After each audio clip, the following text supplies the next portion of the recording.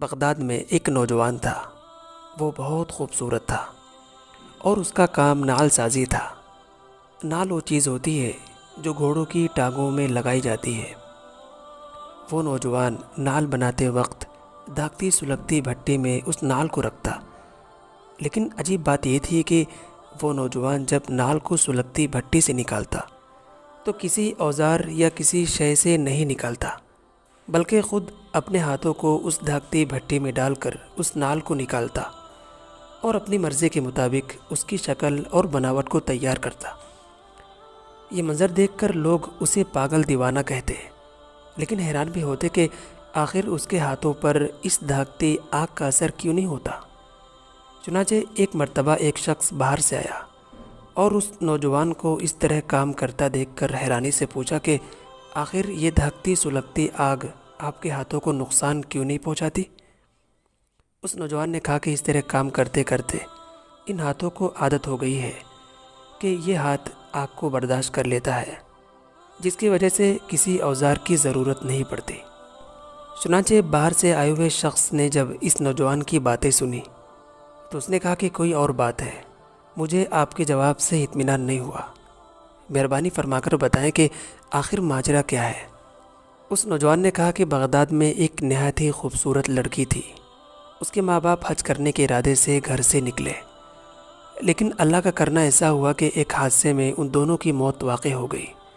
اس کے بعد وہ لڑکی بے یار و مددگار اس بغداد شہر میں رہنے لگی۔ وہ لڑکی پردے میں رہنے والی تھی، اس کے نہایت ہی عمدہ اخلاق تھے۔ اسے سمجھ نہیں آ رہا تھا کہ وہ زندگی کیسے گزارے۔ آخرکار وہ غمگین اور پریشان ہو کر باہر سڑک پر آ گئی۔ اس کے بعد اس نے میرے گھر پر دستک دی اور کہا کہ کیا مجھے پانی مل سکتا ہے؟ میں نے کہا کہ ضرور مل سکتا ہے۔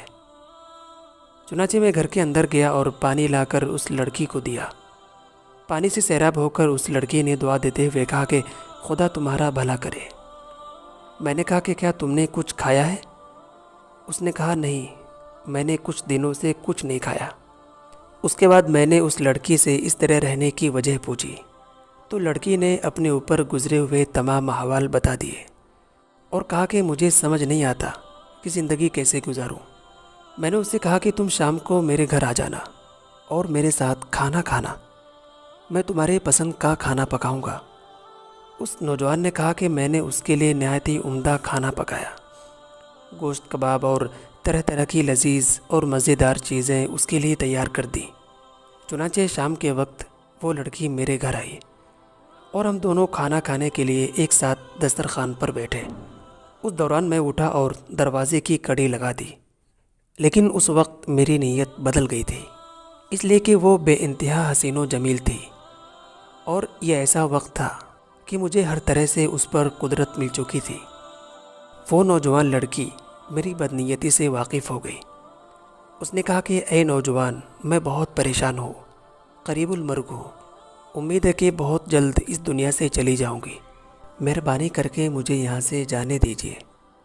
اس نوجوان نے کہا کہ مجھ پر برائی کا بھوت سوار تھا۔ میں نے کہا کہ مجھے ایسا وقت دوبارہ کبھی نہیں ملے گا، میں تمہیں چھوڑ نہیں سکتا۔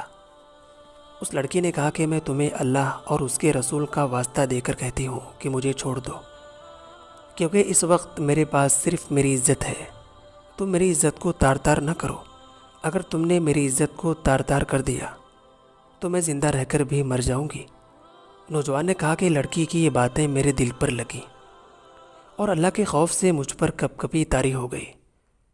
چنانچہ میں نے دروازے کی کنڈی کھولی اور اس لڑکی سے کہا کہ اللہ کے لیے معاف کرنا، میری عجیب سی کیفیت ہو گئی تھی اور اس طرح کی حرکت کر بیٹھا، لیکن اب میں ایک دم ٹھیک ہوں۔ تم آرام سے کھانا کھاؤ اور آج سے تم میری بہن ہو۔ لڑکی نے نوجوان کی باتوں کو سن کر کہا کہ اے اللہ، اس پر جہنم کی آگ کو حرام کر دینا، اور روتے روتے یہ بھی کہا کہ صرف جہنم کی آگ نہیں بلکہ ہر طرح کی آگ کو حرام کر دینا، اور اس طرح دعا دے کر گھر سے چلی گئی۔ ایک دن میں اسی دکان میں کام کر رہا تھا اور دھاگتی آگ سے جب نال کو نکالنے کا ارادہ کیا تو میں نے محسوس کیا کہ یہ آگ مجھ پر اثر نہیں کر رہی ہے۔ تب مجھے احساس ہوا کہ یہ اسی لڑکی کی دعاؤں کا نتیجہ ہے کہ یہ آگ میرے ہاتھوں کو نقصان نہیں پہنچاتی اور میں اپنی مرضی سے ان انگاروں میں ہاتھ ڈال کر کام کرتا ہوں اور مجھے یہ آگ کچھ بھی نقصان نہیں پہنچاتی۔ دعا کرتے ہیں کہ اللہ تعالی ہم سب کو ہر قسم کے گناہوں سے بچنے کی توفیق عطا فرمائے اور قلب سلیم، عقل سلیم عطا فرمائے۔ آمین۔